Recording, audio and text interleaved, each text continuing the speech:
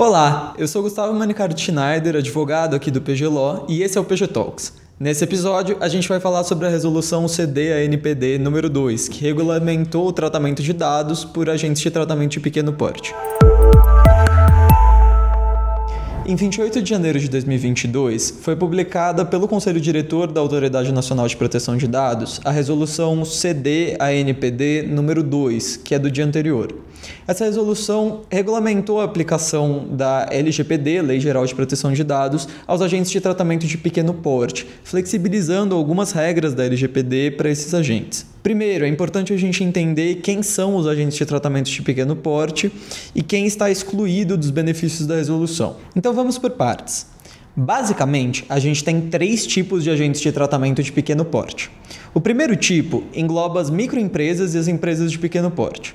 O segundo tipo engloba as startups. A gente tem uma terceira categoria que é residual. Nelas estão todas as pessoas jurídicas de direito privado, inclusive aqui as sem fins lucrativos. A gente tem também as pessoas naturais e os entes despersonalizados, sempre que alguma dessas pessoas ou ente despersonalizado realizar tratamento de dados, assumindo obrigações típicas de operador ou de controlador e tiver receita bruta anual inferior a R$ 4.800.000. Para a primeira categoria, a resolução adotou o critério definido no Estatuto Nacional da Microempresa e da Empresa de Pequeno Porte.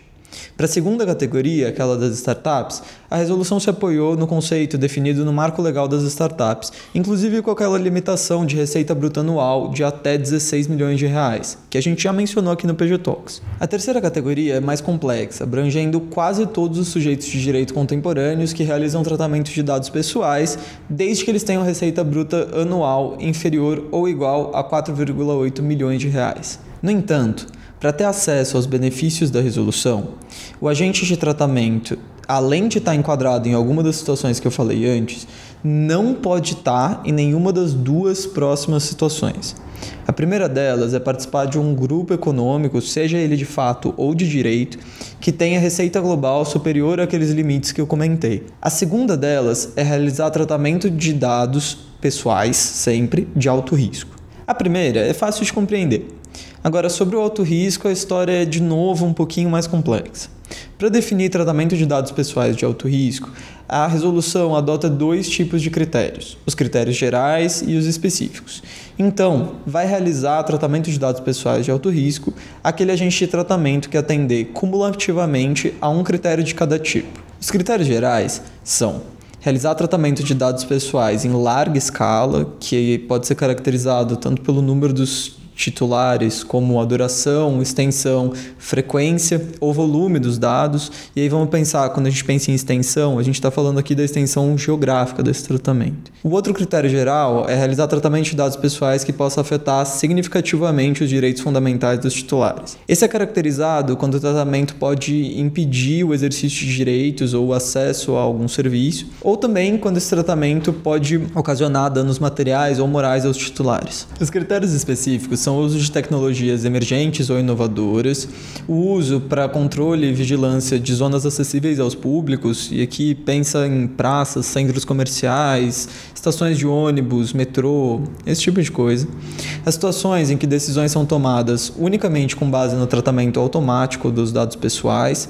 E aqui estão incluídas aquelas situações que estão destinadas a definir tipo perfil pessoal, profissional, de saúde, de consumo e de crédito dos titulares de dados, assim como aspectos da personalidade desse titular. E a utilização de dados pessoais sensíveis ou de dados pessoais de criança, adolescente ou idoso. Assim, por exemplo, um agente de tratamento que esteja tratando dados de milhões de usuários com uma tecnologia inovadora, ainda que seja uma startup, não vai poder se beneficiar das normas mais flexíveis estabelecidas por essa resolução. E quais são essas normas mais flexíveis, afinal? Olha, elas abrangem 5 áreas. O registro na ANPD, a indicação de encarregado, a comunicação de incidentes de segurança, as normas de segurança e boas práticas e também os prazos diferenciados que são conferidos aos agentes de tratamento de pequeno porte.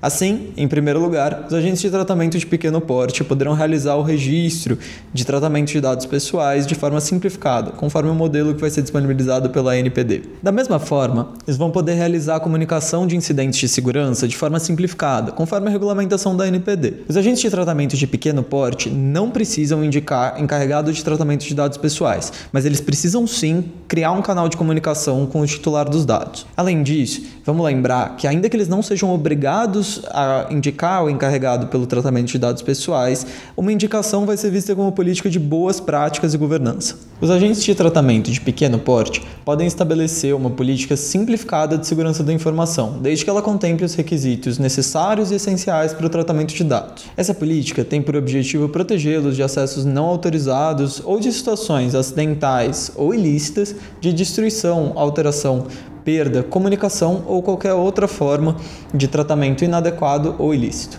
Por fim, os agentes de tratamento de pequeno porte terão prazo em dobro em 4 situações.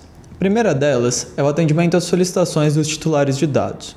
A segunda é a comunicação à NPD e aos titulares dos dados de incidentes de segurança.